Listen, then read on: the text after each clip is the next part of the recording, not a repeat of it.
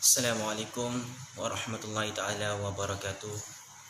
Innal hamdalillah nahmaduhu wa nasta'inuhu wa nastaghfiruhu wa na'udzu billahi min shururi anfusina wa sayyiati a'malina. May yahdihillahu fala mudilla lahu wa may yudlil fala hadiya lahu. Asyhadu an la ilaha illallah wa asyhadu anna Muhammadan 'abduhu wa rasuluh. Allahumma salli ala sayyidina Muhammad wa ala alihi sayyidina Muhammad. Amma ba'du. Faya ayyuhal ikhwal muslimin, hittaqullah haqqa tuqati wa la tamuntunna illa wa antum muslimun. Qala Allah Ta'ala, a'udzu billahi minasyaitonir rajim. Bismillahirrahmanirrahim. Al-yawma akmaltu lakum dinakum wa atmamtu 'alaikum ni'mati wa raditu lakumul Islam madina. Alhamdulillah, puji syukur kita panjatkan kehadirat Allah Subhanahu wa taala atas segala hidayah dan berjuta kenikmatan yang tak terhingga yang Dia telah anugerahkan kepada kita semua. Selawat dan salam semoga senantiasa dicurahkan kepada junjungan kita yakni Nabi Muhammad sallallahu alaihi wasallam beserta keluarga, sahabat dan orang-orang yang mengikutinya hingga hari kemudian. Selanjutnya di bulan mulia ini marilah kita sama-sama meningkatkan ketakwaan kita kepada Allah Subhanahu wa taala dengan sebenar-benar takwa, yakni dalam arti kata menjalankan segala apa yang telah diperintahkannya serta menjauhi segala apa yang dilarangnya. Karena kita harus ingat bahawa dalam dunia ini satu-satunya bekal yang terbaik adalah takwa. Allah Subhanahu wa taala berfirman, a'udzu billahi minasyaitonir rajim. Bismillahirrahmanirrahim. Wa tazawwadu fa inna khairaz zadit taqwa wattaqun ya ulil albab. Yang artinya berbekallah, sesungguhnya sebaik-baik bekal adalah takwa dan bertakwalah kepadaku wahai orang-orang yang berakal. Sahabat-sahabat yang dikasihi sekalian, sebelum Nabi SAW membangun daulah ataupun negara Islam di Madinah, masyarakat Arab adalah masyarakat jahiliyah waktu itu. Mereka bergelimang dalam kemusyrikan. Saat itu kebanyakan orang-orang Arab berkeyakinan bahawa Allah adalah pencipta segala sesuatu. Namun dalam praktisnya mereka membuat berbagai perantara untuk menyembah Allah. Ada yang menyembah malaikat dan menganggap para malaikat itu adalah putra perempuan Allah SWT. Ada yang menyembah jin dan ruh terlebih dahulu. Ada juga yang menyembah binatang, menyembah berhala. Amir bin Lubayhi, penguasa Ka'bah saat itu, menaruh sebuah berhala dari batu akik yang sangat terkenal dengan nama Hubbal. Nah, pada saat yang bersamaan, kerosakan moral terjadi luar biasa waktu itu. Mereka meminum arak, tukang mabuk, pelacuran dan perzinaan di Jazirah Arab menjadi hal biasa. Pencurian, pembegalan dan perompakan juga menyeruak di mana-mana. Kekejaman dan kebiadaban bangsa Arab saat itu bahkan sampai melampau batas kemanusiaan. Anak-anak perempuan yang baru lahir dibenam hidup-hidup ke dalam tanah. Mereka pun bergelimang dengan riba, bahkan pinjaman dengan cara riba yang berlipat ganda. Telah menjadi tradisi sehingga tidak ada seorang pun yang mengingkarinya. Dan secara politik, bangsa Arab saat itu bukanlah bangsa yang diperhitungkan oleh bangsa-bangsa lain. Dua negara adidaya saat itu, Persia dan Kristen Byzantium, sama sekali tidak melihat Arab sebagai sebuah kekuatan politik yang patut diperhitungkan.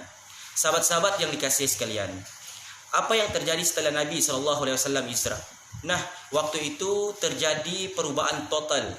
Negara Islam yang dibangun oleh baginda Nabi Muhammad SAW di Madinah berhasil menciptakan masyarakat Arab, masyarakat Islam.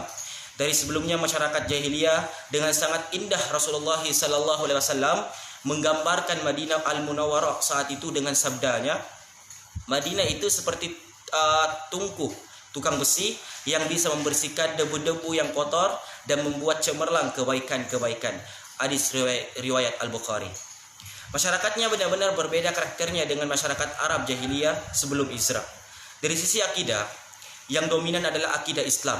Bahkan akidah Islam menjadi satu-satunya asas negara dan masyarakat pada waktu itu.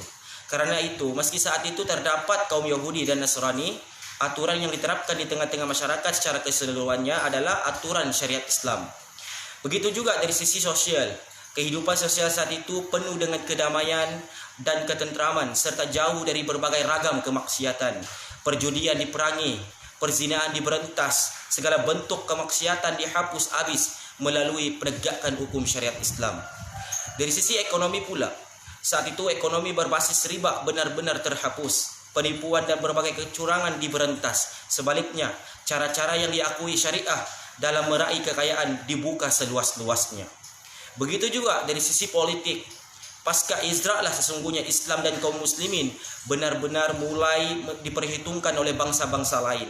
Daulah Islam yang dibangun oleh baginda Nabi Muhammad SAW benar-benar disegani, bahkan ditakuti oleh musuh-musuh Islam dan kaum muslimin. Sahabat-sahabat yang dikasihi sekalian, kalau kita berpikir secara mendalam, masyarakat sekarang mirip keadaannya dengan masyarakat jahiliyah sebelum Rasulullah SAW hijrah ke Madinah waktu itu. Wajar jika sebagian ulama mengatakan bahwa sebagai sekarang ini kondisi jahiliyah modern. Apa yang terjadi di masa itu terjadi, bahkan lebih parah dibanding masa sekarang ini.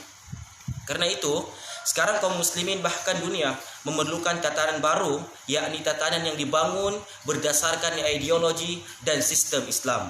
Walhasil, penting bagi kaum muslimin saat ini untuk mewujudkan kembali spirit Hijrah. Di antara spirit Hijrah yang paling penting adalah spirit penerapan syariat Islam secara sumul, yakni kafah. Spirit Hijrah semacam ini sejatinya mendorong kita untuk segera meninggalkan sistem dan hukum buatan manusia, lalu menerapkan sistem dan hukum Allah Subhanahu wa taala secara total. Allah Subhanahu wa taala berfirman, "A'udzu billahi minasyaitonir rajim. Bismillahirrahmanirrahim. Hatta hukmal jahiliyyati yabghun wa man ahsanu minallahi hukman liqaumin yuqinun." Yang artinya, apakah hukum jahiliyah yang mereka kehendaki, dan hukum siapakah yang lebih baik daripada hukum Allah bagi orang-orang yang yakin. Surah Al-Maidah ayat 50. Jelas sekali dalam ayat ini Allah Subhanahu wa taala menyebutkan bahwa hukum yang satu-satunya hukum yang baik adalah hukum Allah Subhanahu wa taala. Tidak mungkin hukum Allah itu lebih buruk dibanding hukum buatan manusia seperti sekarang ini. Karena itu hukum yang datang itu daripada zat Allah Subhanahu wa taala yang maha sempurna. Maka untuk mewujudkan kembali spirit Hijrah itu, sistem dan hukum jahiliyah yang ada saat ini harus segera ditinggalkan. Kita harus segera berhijrah menuju sistem Islam. Itulah sistem khilafah. Caranya menerapkan dengan syariat Islam secara kafah dalam semua aspek kehidupan dalam bingkai negara Islam, yaitu negara khilafah, sebagaimana dilakukan oleh baginda Nabi Muhammad SAW dan dilanjutkan oleh para Khalifatul Rasyidin dan khalifah berikutnya. Sekian, wallahu a'lam bissawab.